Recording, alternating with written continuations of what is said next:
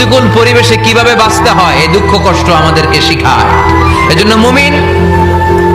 মুমিন বান্দার বৈশিষ্ট্য হচ্ছে দুঃখ কষ্ট।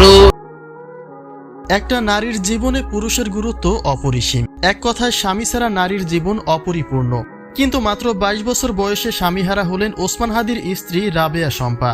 বলতে গেলে স্বামীর সঙ্গে সংসার জীবনের স্বাদ তার থেকেই গেল, কেননা স্ত্রীর কোলে মাত্র 10 মাসের পুত্র সন্তান রেখে শেষ নিঃশ্বাস ত্যাগ করেছেন শরীফ ওসমান হাদি। তবে তার স্বামীকে হারালেও ছেড়ে যাননি স্বামীর স্মৃতিগুলিকে, অর্থাৎ সন্তান নিয়ে শ্বশুর বাড়িতেই রয়েছেন রাবেয়া শম্পা। একটা কথায় আছে, একটা শিক্ষিত মা একটা শিক্ষিত জাতি গড়তে পারে। হাদির স্ত্রী নিজেও কোরআনের শিক্ষায় আলোকিত, যার ফলে তার ধ্যান জ্ঞানের কোনো জুড়ি নেই। স্বামীকে হারিয়ে মানসিকভাবে বিপর্যস্ত রাবেয়া।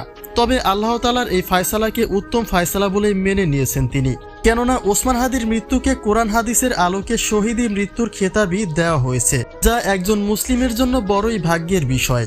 যে কারণে স্বামীর জন্য দোয়া করে তার স্বপ্নগুলি বাস্তবায়ন করার লক্ষ্যেই সন্তানকে ঘিরে হবে রাবেয়ার আগামীর পথ চলা। এক কথায় হাদির থেকে যাওয়া দেশ গড়ার স্বপ্নটাকে সন্তানের মাধ্যমে পূরণ করার লক্ষ্যেই ছেলেকে মানুষ করবেন রাবেয়া শম্পা।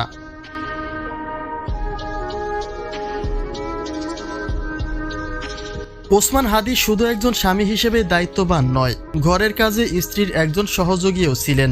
অর্থাৎ পুরোটা ঘর জুড়ে স্বামীর স্মৃতি ছড়িয়ে আছে, আর সেই স্মৃতি বুকে নিয়েই বাকিটা জীবন কাটাতে চান রাবেয়া। তবে তার স্বামীকে যারা এমন নির্মমভাবে খুন করেছে তাদের উপযুক্ত বিচার চান, কেননা এমন একজন বিপ্লবী নেতার খুনের বিচার যদি না হয় তবে এদেশে আর কোনো বিপ্লবীর জন্মই হবে না। মৃত্যুর আগে যে কথা নিজেই বলে গেছেন ওসমান হাদি, তাই যত দ্রুত সম্ভব ষড়যন্ত্রের সকল চক্র ভেঙে খুনিদের আইনের আওতায় এনে সর্বোচ্চ শাস্তি প্রদান করা হোক, যেন আগামী প্রজন্ম এই ইতিহাস মনে রেখে কোনো অন্যায়ের সঙ্গে যুক্ত না হয়।